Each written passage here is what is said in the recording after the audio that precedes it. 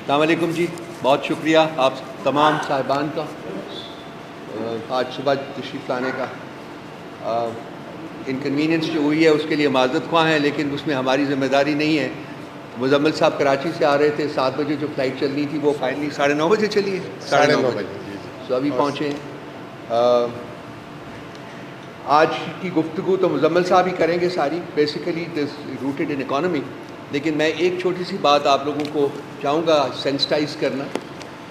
Election سے پہلے یہاں کچھ فارن مشنز آئے تھے، ان میں سے ایک جو تھا وہ EU کا بھی، اس کو الیکشن اسیسمنٹ مشن ان کا کہا تھا، اور اس کا جو مقصد تھا آنے کا وہ یہاں during the poll and post poll جو تھا جو ہو رہا تھا اس کی بیسس کے اوپر انہوں نے ایک رپورٹ پبلش کرنی تھی۔ تو وہ تمام پولیٹیکل پارٹی سے ملے تھے اور اس میں ہمارے ساتھ بھی میٹنگ ہوئی تھی۔ آئی پرسنلی میٹ دیم، اور انہوں نے کہا تھا، خاصی لمبی چوڑی ڈسکشن وغیرہ ہوئی، وہ بڑے ایگر لگتے تھے، بڑے پیشنیٹ لگتے تھے کہ جی ہم دیکھیں گے کہ کیا ہو رہا ہے الیکشنز میں۔ اور آخر میں نے پوچھا ان سے، ایک سوال پوچھا، میں نے کہا جی کہ یہ کیا کریں گے آپ، جو کچھ آپ جانیں گے اس کے بارے میں کیا کریں گے؟ کہتے ہیں ہم ایک رپورٹ پبلش کریں گے۔ تو میں نے کہا وہ رپورٹ آپ پبلش کر کے پبلک کریں گے اس کو؟ تو انہوں نے کہا جی کہ ہم حکومت پاکستان کو دیں گے اور حکومت پاکستان اس کو پبلش کرے گی۔ تو میں نے کہا جی کہ حکومت پاکستان اگر یہ رپورٹ ہائپوتھیٹیکلی اسپیکنگ کرٹیکل ہوتی ہے تو حکومت پاکستان تو کبھی پبلش نہیں کرے گی، جس کے اوپر ان کا کوئی جواب نہیں تھا۔ اور میں نے ان کو کہا تھا کہ جی 2-2.5 گھنٹے آپ سے میٹنگ میں بات کی ہے، لیکن ایسا لگ رہا ہے کہ اس کا کوئی نتیجہ نہیں نکلے گا۔ فاسٹ فارورڈ، اس مہینے کی 9 یا 10 تاریخ کو وہ رپورٹ کمپائل ہو گئی تھی، اور EU نے وہ رپورٹ جو تھی وہ حکومت پاکستان کو white election commission of Pakistan hand over کر دی ہوئی ہے۔ میری انفارمیشن یہ ہے اور بہت سے اور لوگوں کی بھی انفارمیشن یہ ہے کہ وہ رپورٹ انتہائی کرٹیکل ہے conduct of elections in Pakistan کے اوپر، اور اس میں pre poll rigging, polling day rigging and post poll جو ساری 9 فیبرری کو جو کچھ بھی ہوا ہے اس کی ایک میجر اس کی کمپائلیشن ہے۔ تو میں نے ایک ٹویٹ کیا تھا کچھ دن پہلے جس میں میں نے ڈیمانڈ کیا تھا کہ جی EU جو ہے وہ رپورٹ کو پبلش کرے، اور لیکن ان کا جو جواب آیا ہے سوشل میڈیا کے اوپر یہ آیا ہے، آپ بھی اس کو دیکھ سکتے ہیں۔ انہوں نے کہا جی کہ ہم نے وہ رپورٹ ہینڈ اوور کر دی ہے، انہوں نے کنفرم کیا ہے کہ وہ رپورٹ ہینڈ اوور کر دی ہے۔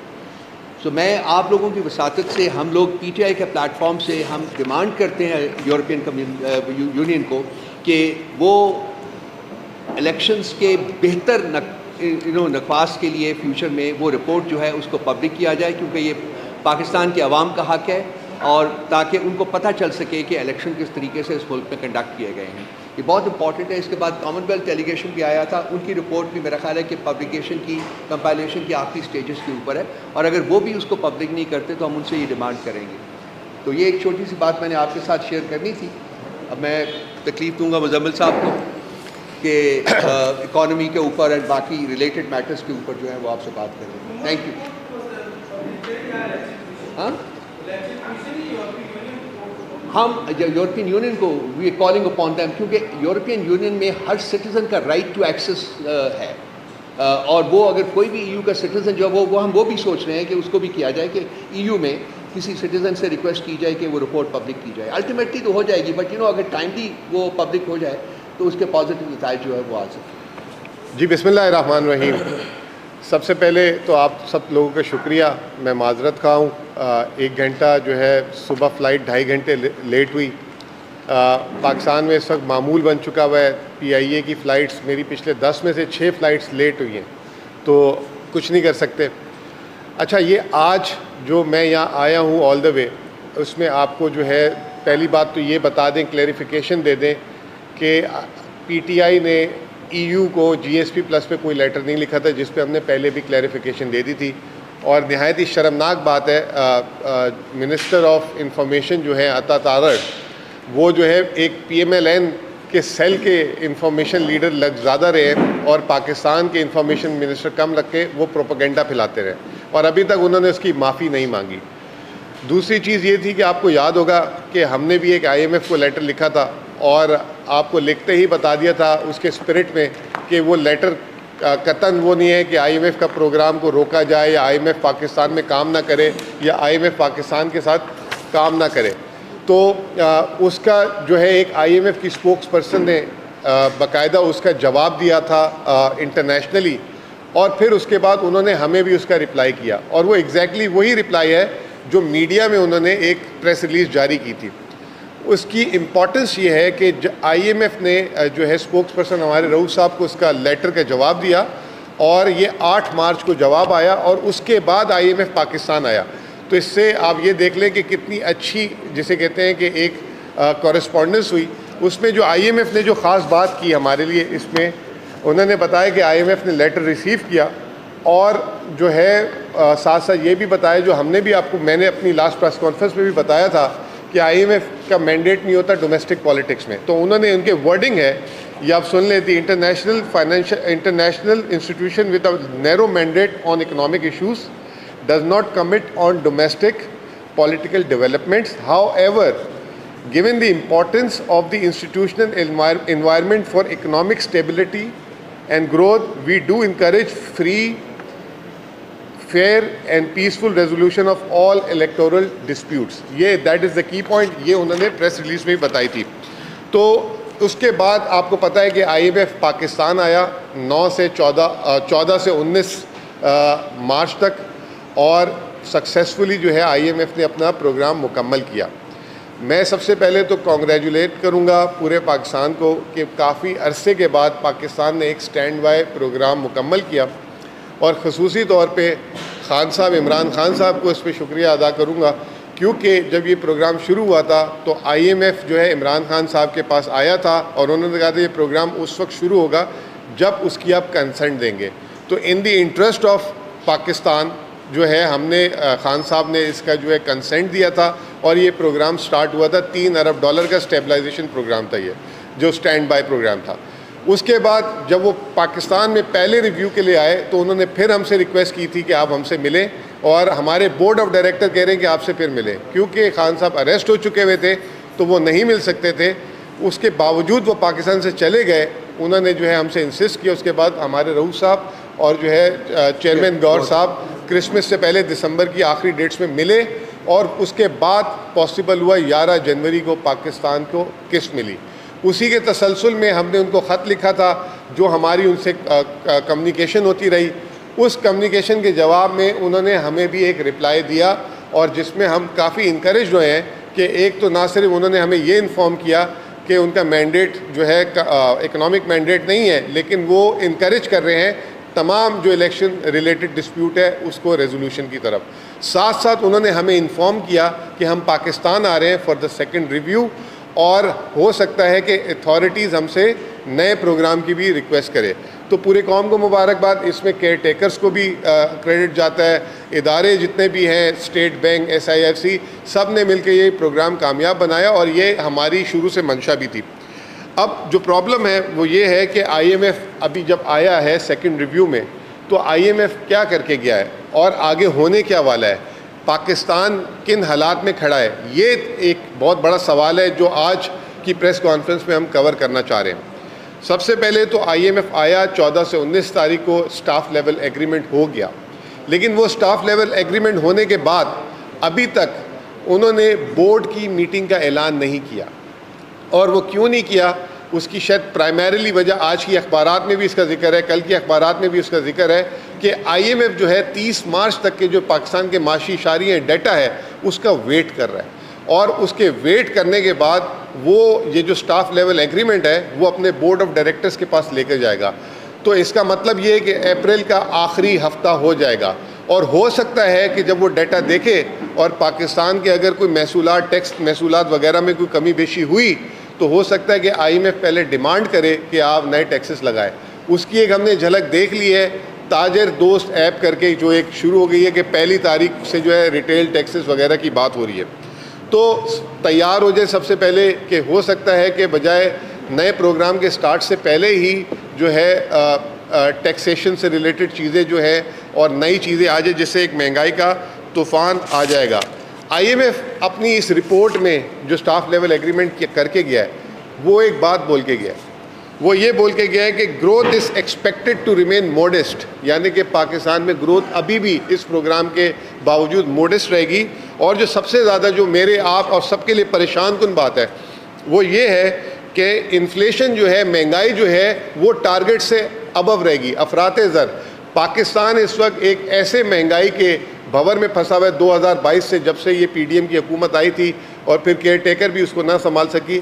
یہ 76 سال کے ریکارڈ توڑ چکی ہوئی ہے, اور یہ ابھی بھی وہ کہہ رہے ہیں کہ مہنگائی پاکستان میں ٹارگٹ سے اوپر رہے گی. تو یہ ایک بہت ہی بری خبر ہے. اب ان کا کہنا یہ ہے کہ ابھی بھی ہم کوشش کر رہے ہیں کہ پاکستان میں جو ہے ریفارمز ہوں. ہمیشہ آئی ایم ایف کی ایک بات ہوتی ہے کہ جی آن گوئنگ ریفارمز ہونے چاہیے, فسکل پالیسی پروڈنٹ ہونی چاہیے, مہنگائی کم ہونی چاہیے, پاکستان کے قرضے نیچے ہونے چاہیے, یہ ساری باتیں ہیں. اور وہ کہہ رہے ہیں کہ اب ہم سے آپ کی اتھارٹیز نے ایک نیا پروگرام مانگا ہے.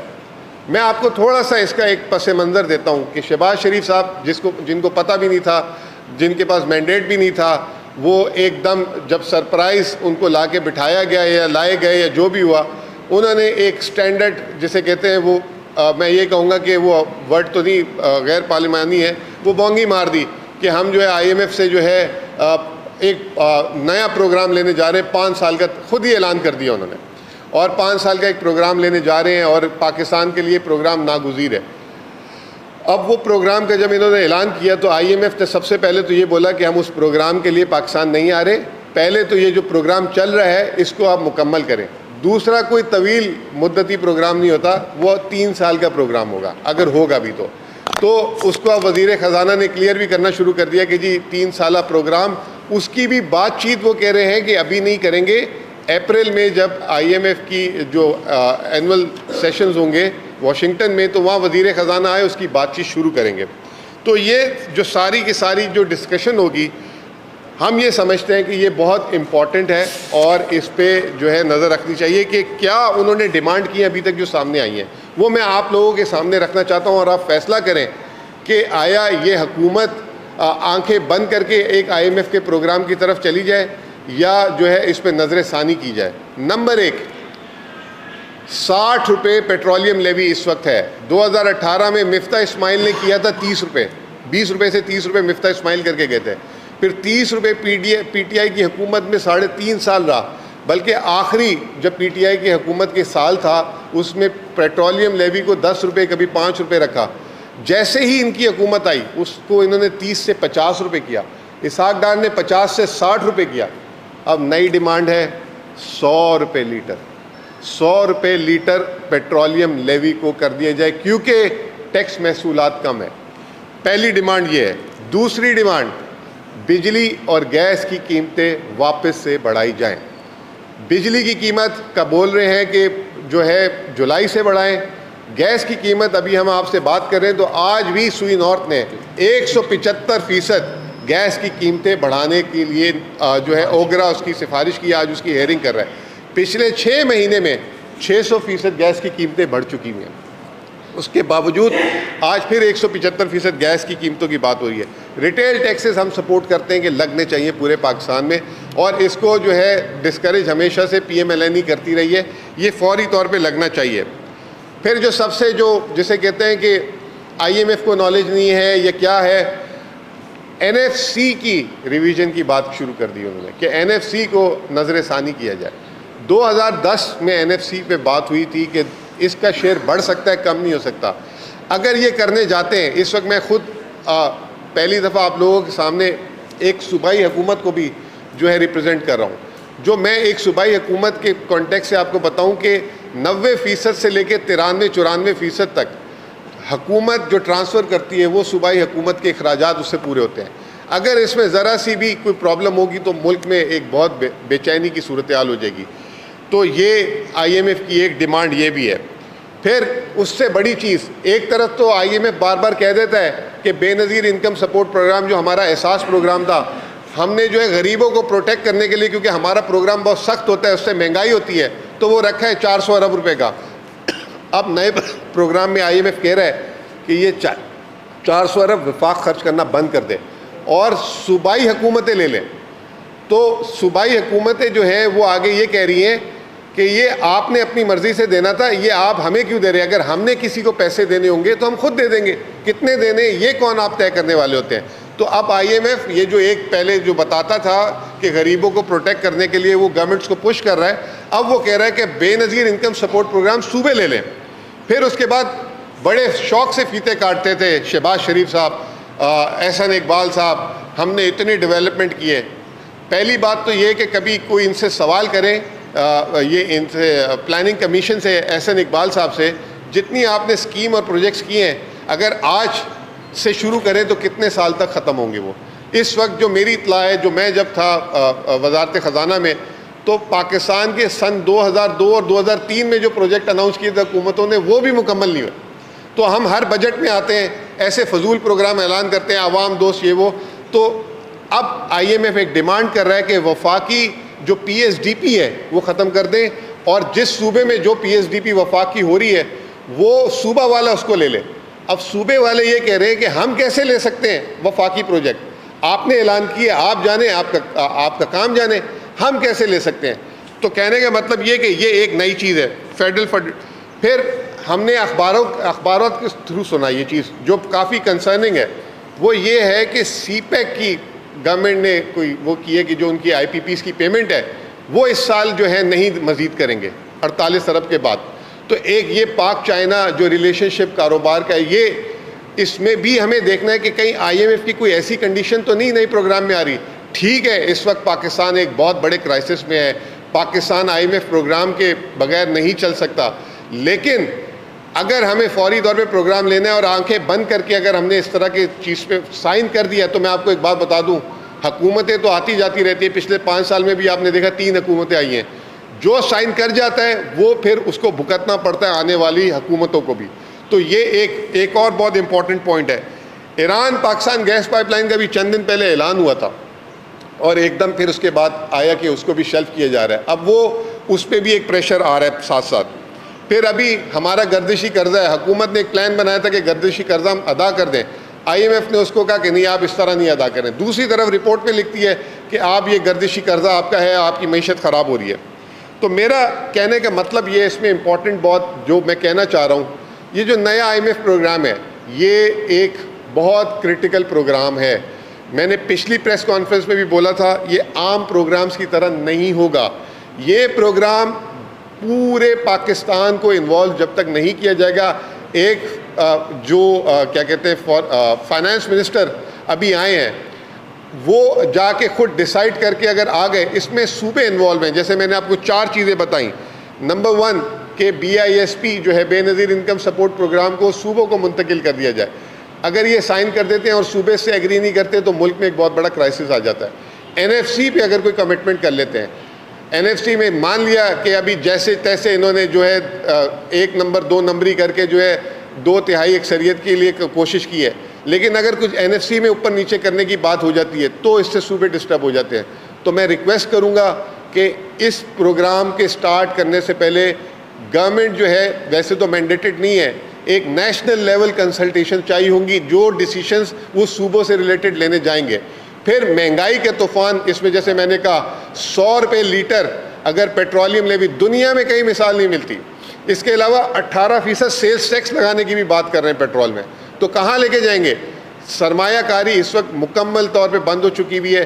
بجلی کی قیمتیں یہاں سے پھر بڑھانے کی اگر بات کر رہے ہیں تو اس کا کیا ہوگا؟ اور گیس کی قیمتوں کے بعد انہوں نے کھاد کی قیمتوں میں, گیس کی قیمتوں سے جن انڈسٹریز کو, صنعت کو فائدہ ہو رہا تھا, اب وہ کہہ رہے ہیں سارے واپس لے لو. ایک تو انہوں نے کہا کہ کھاد والوں کو جو گیس سستی مل رہی ہے وہ واپس لے لیں. دوسری چیز, جو بڑے بڑے کارخانے تھے جن کو کیپٹیو پاور مل رہی تھی, کیپٹیو پاور وہ ہوتی ہے کہ کارخانے اپنی خود بجلی پیدا کریں, ان سے کہہ رہے ہیں کہ وہ جو ہے آپ وہ گیس یا جو ان کو دے رہے ہیں واپس لے لیں, اور جو ہے واپڈا یا کے الیکٹرک ان کو بجلی دیں. ایک تو یہ بجلی آتی کب ہے, اور اس کے بعد یہ ہمارے کارخانوں کے لیے ایک بہت بڑی مصیبت ہو جائے گی. تو یہ جو ہم بتانا یہ چاہ رہے ہیں کہ جو نیا IMF پروگرام ہے ہم اس کے بالکل حامی ہوں گے. عمران خان صاحب جب 2018 میں آئے تھے تو اسی طریقے کا جو ہے فرمائشات تھی, تو عمران خان صاحب نے باہر سے جا کے 10 ارب ڈالر اکٹھے کیے تھے خان صاحب نے, اور IMF کے پروگرام کو نرم کیا تھا. تو میں اس پلیٹ فارم سے درخواست کروں گا, ایک تو ان کے پاس کیپیسٹی نہیں ہے, آپ نے کل ہی دیکھ لیا کیا تماشے ہوئے. وزیر اعظم صاحب نے ایک امپورٹڈ کہہ لیں وزیر خزانہ لائے, جو لوگ کہتے ہیں امپورٹڈ, میں تو کہتا ہوں ایک پروفیشنل آدمی, ہائیلی انٹیگریٹی والے آدمی ہیں, ان کو لے کر آئے دکھانے کے لیے. پھر ایک دم پتہ لگا کہ وہ جو ECC جو پاکستان کی تاریخ میں ہمیشہ فائنانس منسٹر کرتا ہے ڈیل, اس کا نام نکال دیا اس کی چیئرمین شپ سے, اور وزیر اعظم صاحب خود آ گئے اس پہ. پھر ایک دم بیک لیش آتا ہے تو وزیر اعظم صاحب واپس ہٹ گئے, اپنا نام نہ صرف نام نکالا چیئرمین شپ سے, کمیٹی سے ہی نکل گئے. اور اس میں جو ہے ایک اور سابق ہمارے وزیر خزانہ تھے اسحاق ڈار صاحب, ان کا نام بھی بیک ڈور سے واپس کسی طریقے سے آئیں. اگر اورنگزیب صاحب ایک دم تنگ آ جائیں تو اسحاق ڈار صاحب کو واپس لیں 5ویں دفعہ, ان کا نام بھی ڈال دیا تھا. اب ان کا بھی فارن منسٹر کا ECC میں کیا کام ہے آپ مجھے بتائیں. وہی انہوں نے کام شروع کر دیا جو اس طرح پہلے کرتے تھے. پھر کہیں سے پریشر آیا, کیا ہوا, لوگ تو کہہ رہے ہیں کہ کہیں سے پریشر نہیں, مطلب ایک ہی جگہ سے آرڈر آئے تو اس کے بعد انہوں نے اس کو اپنے نام نکالے. لیکن کیا عزت رہی. اب یہ آپ کا فائنانس منسٹر کیا بات کرے گا, کس اتھارٹی سے کرے گا. پھر پرائیویٹائزیشن کی جو ہے کمیٹی کا ہیڈ فارن منسٹر بنا دیا. مطلب آپ کچن کیبنٹ فیملی سے باہر نکل ہی نہیں رہے. اس وقت ملک اتنے بڑے کرائسس میں چل رہا ہے اور آپ جو ہے انہی کاموں پہ لگے ہوئے ہیں. تو یہ ساری صورتحال تھی. ہم نے کہا آپ کو بریف کر دیں. آنے والے دنوں میں مہنگائی کا طوفان آنے والا ہے. بہت سارے ایسے فیصلے ہیں جو صوبوں پہ منتقل ہو جائیں گے. آیا صوبے اس کے لیے تیار ہیں؟ اس کے لیے میں یہ کہتا ہوں کہ بالکل ایک ورکنگ ریلیشن شپ بنائیں, پارٹنرشپ بنائیں, لیکن پہلے کنسنسس کریٹ کریں. کنسنسس کریٹ کرنے سے پہلے ایسا نہ کریں کہ آپ جو ہے سائن کر آ جائیں اور بعد میں جو ہے ملک میں لڑائی ہوتی رہے اور ایک بہت بڑا پرابلم آ جائے. تو یہ جو تھی بریف تھی. اس کے علاوہ ولی صاحب آپ کچھ ایڈ کرنا چاہیں تو پلیز کریں. جی ولی صاحب, جی شارٹیسٹ پاسبل. جی جو اہم ترین اس میں بات ہے, جس طرح مزمل صاحب نے آپ کو بتایا کہ بہت سے نئے ٹیکسز کی آمد ہے. پیٹرولیم لیوی جو ہے اس میں 60 روپے سے اس کو 100 روپے پہ لے جانے کی جو ہے بات ہو رہی ہے. اور صدیوں پرانا ایک اصول جو وضع ہے تمام جمہوری نظام جو ہے ان میں, وہ یہ ہے there can be no taxation without representation. اور کیا ریپرزنٹیشن کی حامل یہ گورنمنٹ ہے. یہ فارم 47 کی پیداوار جو گورنمنٹ ہے, یہ نمائندہ گورنمنٹ ہے ہی نہیں کہ جس کے پاس ایک جمہوری اور اخلاقی جواز ہو کہ وہ ٹیکسیشن کے اقدامات جو ہیں اور ٹیکسیشن کا نفاذ جو ہے اپنی عوام پر کر سکے. اس لیے, اور یہ بھی حیرت اور تعجب کی بات ہے کہ ہمارے میں خود احتسابی کا جو فقدان ہے کہ 12 عام انتخاب اگر ابھی تک ہو چکے ہوئے ہیں اور ان میں سے کہتے ہیں کہ سوائے پہلے والے کے جو نسبتاً آزاد تھا باقی سب میں دھاندلی ہوئی ہے. تو کبھی کسی الیکشن کمیشن کو سزا ہوئی ہے, کبھی کسی نگران حکومت کو سزا ہوئی ہے. احتساب کا خوف اور قانون کا ڈر ہی نہیں ہے اگر, تو پھر کیا ہوگا. پھر باہر والے ہی ہمیں آئینہ دکھائیں گے نا. یہ باہر والے ہی کہہ رہے ہیں ہم کو, امریکی کانگریس ہم کو کہہ رہی ہے, یورپی یونین کی رپورٹ جو آئی ہے جس کو پوشیدہ رکھا جا رہا ہے وہ بتا رہی ہے کہ کس قسم کے نقص پائے جا رہے ہیں ہماری جمہوریت کے اندر, اور جمہوری نظام کو کس طرح سے ڈسٹارٹ اور مسخ جو ہے وہ کیا گیا ہے. اسی لیے ہم ڈیمانڈ کر رہے ہیں کہ یہ ایک مفاد عامہ کی یا پبلک امپورٹنس کی ڈاکیومنٹ ہے جو یورپی یونین نے رپورٹ تیار کی ہے. ان کے آبزرورز کو ہماری حکومت نے, ہماری الیکشن کمیشن نے دعوت دی تھی, تو دکھائیں انہوں نے کیا کہا ہے, آ کے کیا بتایا ہے کہ کس طریقے سے یہ پول سے پہلے 8 فروری سے پہلے, 8 فروری کے دن اور 8 فروری کے بعد جو ہے یہ کیا ہوتا رہا ہے. اس لیے ہمیں ضرورت ہے اپنی خود احتسابی کی. جس طرح مزمل صاحب نے کہا کہ کنسنسس بلڈ کرنا ہے, کنسنسس بلڈ کرنے کے لیے سب سے پہلے یہ ضروری ہے کہ جو کھلی واردات 8 فروری کے بعد رات کے 5-6 بجے, 8 بجے, 9 بجے کے بعد سے اب تک ہوتی آ رہی ہے, اور ابھی بھی کوشش کر رہے ہیں کہ ڈبل سٹیمپنگ کر کے حلقوں کے نتائج بدلیں, اس کو واپس کرنے کی ضرورت ہے. اعتماد بلڈ کرنا ہے اس پارٹی کے اندر جس نے پاکستان بھر میں سرکاری نتائج کے مطابق سب سے زیادہ ووٹ حاصل کیے ہیں. 34% ووٹ ایک طرف اور باقی 12 جماعتوں کے اتنے ووٹ ہیں. اس پارٹی کو اس کا جائز مقام, اس کے بارے میں کوئی پالیسی بدلتی ہوئی نظر نہیں آ رہی. ابھی تک ظلم و ستم اور ریاستی جبر کا نشانہ بنتے جا رہے ہیں. پرامن اجتماع کرنے کا بات ہوتی ہے ہماری طرف سے تو اس کی اجازت نہیں ملتی. اس لیے ہوش کے ناخن لیں, بجائے اس کے کہ باہر کے کوئی لوگ ہم کو جمہوریت کے آداب سکھانا یا جمہوریت کی اقدار کیا ہے. ہمیں خود ان جمہوری اقدار کو اپنانا جو ہے ضروری ہے. اسی کی نتیجے میں ہم معاشی طور پہ اپنے آپ کو اس بھنور سے نکال سکتے ہیں جس کی نشاندہی ابھی آپ کو مزمل صاحب نے کی ہے. بہت شکریہ. شکریہ. کوئی سوالات اگر ہیں تو جو ناراض ہیں ہم سے ان سے شروع کرتے ہیں. آئیے جی.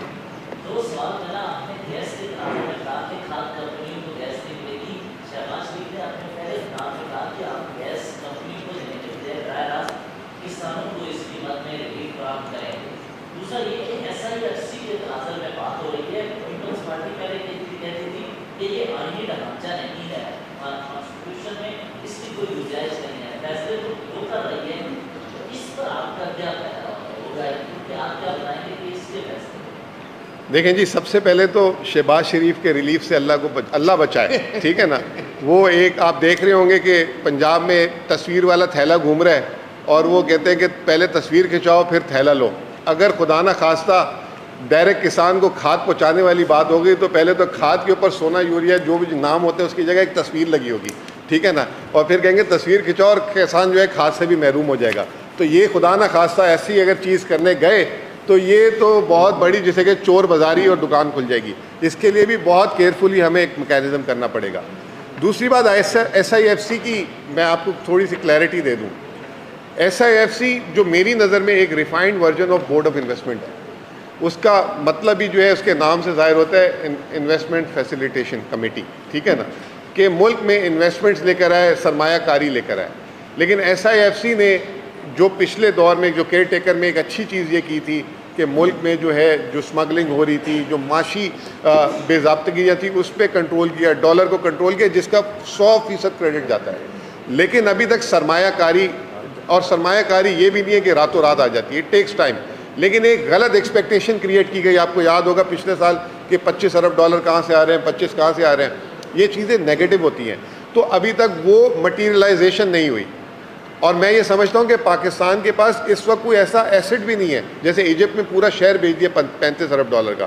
جو پیپلز پارٹی کے آپ نے تناظر سے بات کی کہ ملک میں کام کیسے کرتا ہے سسٹم, ای سی سی اکنامک کمیٹی جو ہوتی ہے وہ فیصلے کرتی ہے, جس کی توثیق کیبنٹ کرتی ہے, اور ملک میں وہ رائج ہو جاتا ہے قانون. اور اگر فائنانس بل سے پاس کرانا ہو تو اسمبلی میں جاتی ہے. تو اگر آپ اس میں دیکھیں, پیرامڈ میں دیکھیں, تو کہیں پہ ایس آئی ایف سی نظر نہیں آ رہی. لیکن آج ہم نے دیکھا, بلکہ کیئر ٹیکر گورنمنٹ میں ہم نے دیکھا کہ ای سی سی, کیبنٹ, پھر ایس آئی ایف سی, اس طرح کر کے فیصلہ ہو رہا تھا. اب کیونکہ گورنمنٹ آ چکی ہوئی ہے آفیشلی, تو یہ اس طریقے سے اس کو یا تو امینڈمنٹ کرانی پڑے گی جس میں پیپلز پارٹی رائٹ ہے. اور یہ چیز ہم نے جو ہے عالمی مالیاتی ادارے سے بھی سنی ہے کہ ایس آئی ایف سی کی جو انڈورسمنٹ ہے وہ جو ہے وہ اس کی امپورٹنس نہیں ہے, امپورٹنس ہے کیبنٹ اور اسمبلی کی. تو اس کو جو ہے میرا اپنا خیال یہ ہے کہ یہ 2/3 جو میجورٹی ہے اس سے کوئی قانون سازی کر لیں گے تو بہتر ہے, ورنہ یہ ایک ایشو رہے گا, ایشو کریٹ ہوتا رہے گا. لیکن having said this, S I F C نے ریڈ ٹیپزم ختم کی ہے. ایس آئی ایف سی جو ہے فیصلے جلدی کروا لیتی ہے, یہ چیزیں ہوئی ہیں, لیکن ابھی اس کو کانسٹیٹیوشنلی کور نہیں حاصل.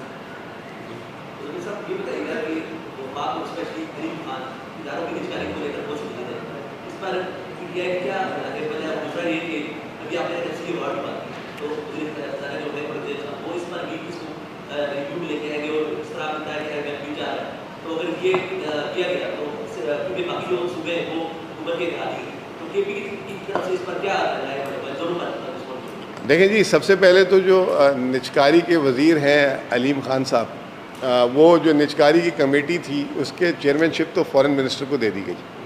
پھر ابھی جو ہے نجکاری تو ہوئی نہیں, انہوں نے کہا تھا کہ میں تنخواہ نہیں لوں گا, تو ان کو 11,000 کنال کوئی ان کی ہاؤسنگ سوسائٹی کا ردا والا جو ہے اس کا کوئی سینکشن ہوا ہے. تو اب نجکاری پہ تو ان کا کوئی ابھی تک کوئی اسٹیٹمنٹ ہی نہیں سنا ہم نے کہ کیا نجکاری انہوں نے کرنی ہے, کیا کیا ان کے پلانز ہیں, نہ ان کی کوئی پریس کانفرنس سنی. وہ جو ہے شہباز شریف صاحب ہی کر رہے ہوتے ہیں, اسحاق ڈار صاحب نے لے لی. تو اب وہ نام کے بنائے گئے ہیں, نام اور کام دو چیزوں میں فرق ہوتا ہے. تو ابھی تک تو کوئی سامنے چیز نہیں آئی. ابھی نجکاری میں جو ایک بات کہہ رہے ہیں کہ جی پی آئی اے بیچیں گے, پی آئی اے کو ہولڈنگ کمپنی میں کنورٹ کر دیا گیا, ٹھیک ہے. اب دیکھتے ہیں کہ اب پی آئی اے کتنے میں بکتی ہے. انڈیا میں جو ہے انڈین ایئر کو جو ہے ٹاٹا نے واپس لیا تھا, اس نے 1 سال میں نجکاری کے فوراً بعد 500 جہاز کا آرڈر دیا. تو اس وقت پی آئی اے کے پاس جو ہے نا, آپ جہاز گن لیں کتنے ہیں. تو یہ دیکھتے ہیں کہ وہ نجکاری صرف ایسے سودا لکھوانے والی ہوگی یا باقاعدہ جس طریقے سے انڈیا میں یا کہیں ہو رہی ہے کہ پاکستان میں اتنے وہ جہاز لائیں گے. یہ دوسرا ایئرپورٹوں کی بات ہو رہی ہے, ایئرپورٹوں سے بھی کوئی اتنی وہ آؤٹ سورسنگ کی بات ہو رہی ہے, اس کی نجکاری کی بات نہیں ہو رہی. آئی ایم ایف نے یہ کہا کہ آپ جتنی بھی ایس او ایز ہیں اس کو آپ ریفارم کریں اور ڈسکوز کی بات کریں.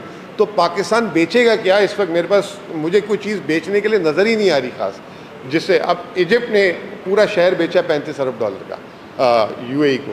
دنوں میں کہ کیا چیز جو ہے کریٹ ہوتی ہے یا کیا ٹارگٹس ہیں جو پچھلے سال ہم نے سنے تھے 25 ارب 30 ارب پتہ نہیں، ان میں سے تو اس کا جو ہے نا 1% بھی نہیں آ سکا.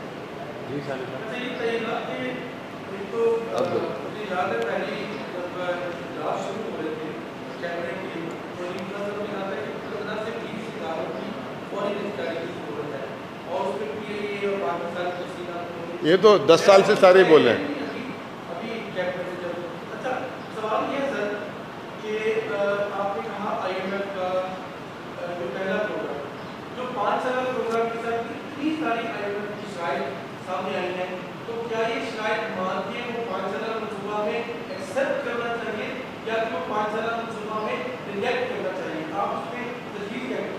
دیکھیں بات یہ ہے کہ یہ جو پروگرام جو ہے اس کی جو وہ خد و خال دیتے ہیں اور جو وہ شرائط رکھتے ہیں اس کو جو ہے ہمیں، کیونکہ ہمیں فائنینشیل ایمرجنسی تو ہے، اس کی چکر میں کہیں ہم یہ نہ ہو کہ ساری چیزیں ہم ہاں کر دیں، کہیں یہ نہ ہو کہ وہ ہمارے گلے کا ہار بن جائے.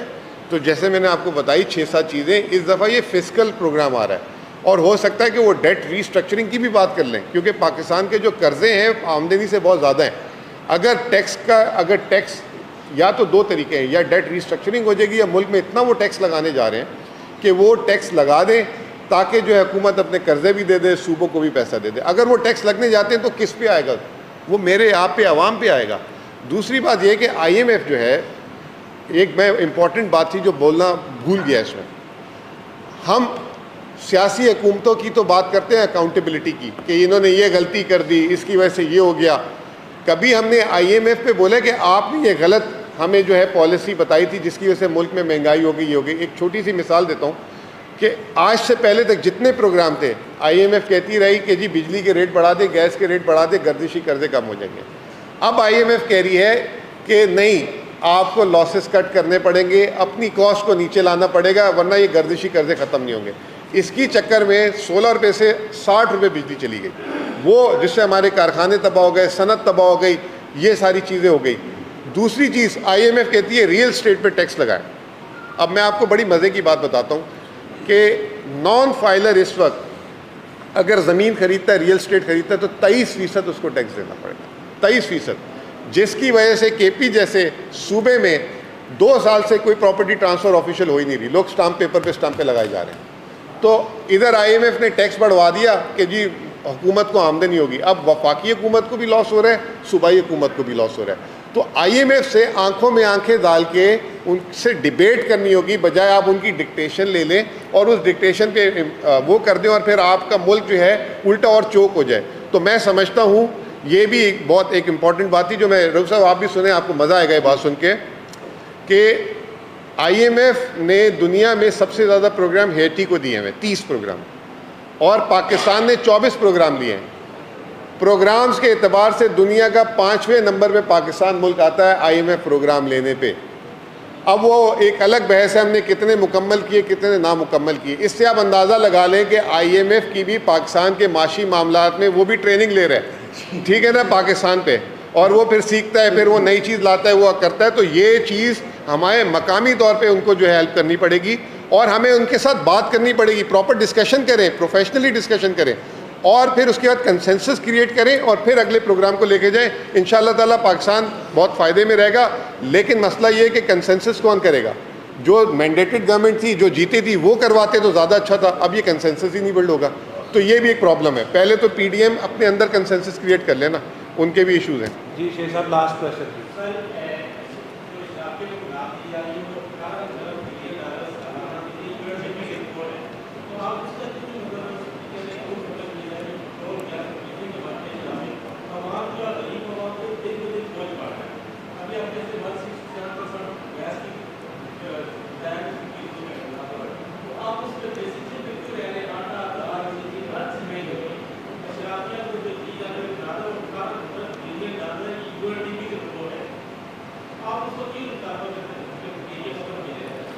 دیکھیں اس وقت مسئلہ یہ ہے نا کہ پاکستان میں آپ جو بھی سرمایہ کاری ہے، ابھی جیسے ابھی ہم SIFC کی بھی بات کر رہے ہیں، اب ہم سعودی انویسٹمنٹ کی بات کر رہے ہیں، تو وہ سب سے پہلے کہتے ہیں ہم پاکستان میں اس وقت آئیں گے جب آپ ہمیں ٹیکس فری کر دیں گے.